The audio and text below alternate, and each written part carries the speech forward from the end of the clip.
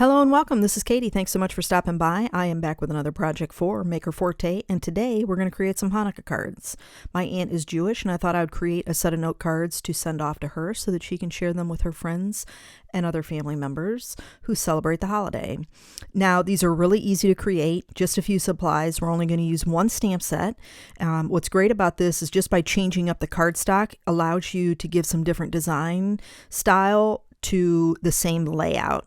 So it makes it really fun. And if there's only one card that you like, you can mass produce those crazy. Or if you like them all, they're still easy to replicate. Now we're going to use the Mazel Tov stamp set from Maker Forte. There is one more really nice one that just came out that has a nice size Star of David. So, that I'll link that up down below too. I've got several different cardstocks. I'm going to use some Yupo paper because we're going to do some lift inks and alcohol lift inking and things like that. I've got some different embossing powders, and we're only going to use one alcohol ink that's listed there, but I've got this Shine Bright hot foil plate in my stash from Spellbinders, and so I hot foiled a couple of those sentiments to add to the cards. The foil is the matte silver, in case you're wondering. So we're going to start with our embossing. And so this, setting this up in the MISTI makes it really quick and easy. We've got the menorah there on top, and we've got the Happy Hanukkah down below from the stamp set. And treating this with an anti-static powder tool, just again, kaolin clay powder, that's all you need, my friends. And it works really, really well.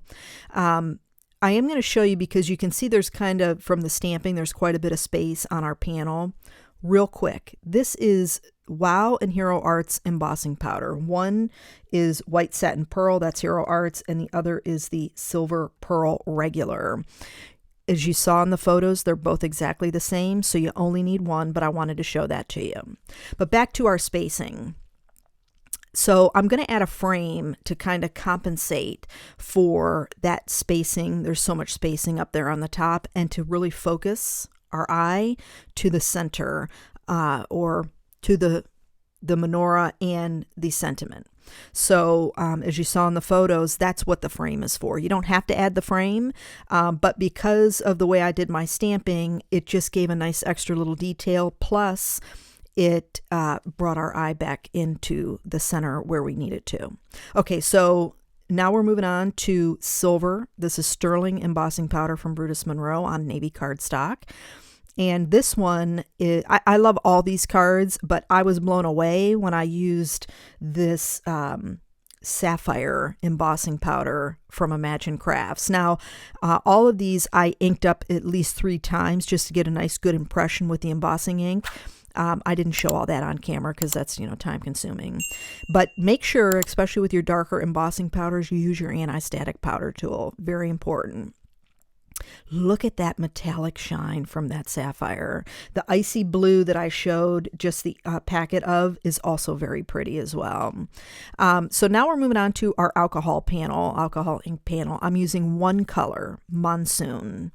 And what's great about this using one color is that as I add the 91% isopropyl alcohol and the panel, it dries and I go and I, reconstitute, it gives other variations of color. And so there's like blackish gray in there, really, really pretty. But there's, amazing effects you can get with only using one of those alcohol ink colors. So once I get this squared away, as you can see, I periodically bring in my stamp set to make sure that I have the panel covered where I need for the sentiment, because we're going to do that alcohol lift technique. What I'll say about the lift technique is, 1, if you don't like your stamps stain, don't do it. It's going to stain them. You're never going to get it clean. And if that bothers you, I wouldn't do it. I would never attempt it. It doesn't bother me. It happens with our red, dye inks and things. So I don't even worry about it because it doesn't affect the stamp. So the other thing is you can see how strong that color is that I have on there. Some of it's light and wispy, some of it's really dark, right? Important there because you're trying to lift the ink and give an impression, right? And have an image appear through. The other thing is hold when you apply your lift ink, hold your stamp on there. It is eating away at that alcohol ink so that you can get that impression. And you don't have to stamp it as many times. Now, this I stamped, I think 2 or 3 times, just because I had quite a bit of alcohol ink on there. Plus, I wanted to make sure that I got a nice impression on my second stamping, right? So just buffing that off. I probably could have stamped that again, to be honest with you. But buffing that off to reveal our image. Now, I wanted to try something. You can see there, our pretty panel. I loved it. I thought I would try to use some embossing glaze. I'm using the Uncharted Mariner because I thought it would enhance that coloring there. It did not.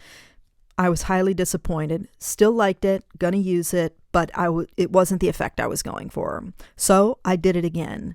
I'm gonna show you that here in just a second. I did use the Snow Willow, that white shimmery metallic cardstock, to do my second stamping on, which is really, really pretty. Okay, so these are ones we just did.